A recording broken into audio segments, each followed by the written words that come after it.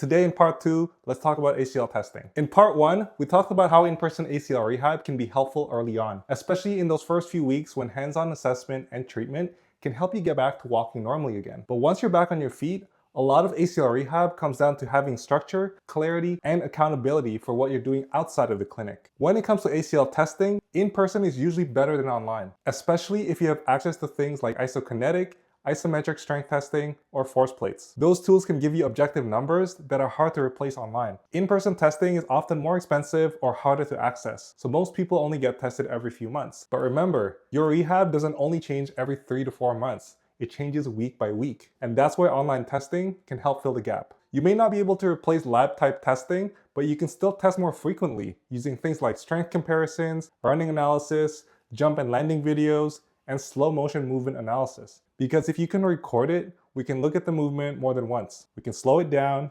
and compare videos over time. So my honest recommendation is this: use a hybrid approach. So use both. Get the numbers, but don't stop there, because numbers are only useful if you know what to do with them. You still need to know how to take those results and numbers and adjust it to your actual plan. And that's where online coaching can be really powerful, because the weekly programming can adapt based on your testing numbers, your videos, your symptoms, and your goals. Next week in part 3, we'll talk about programming and why having the right exercises is only one part of the equation.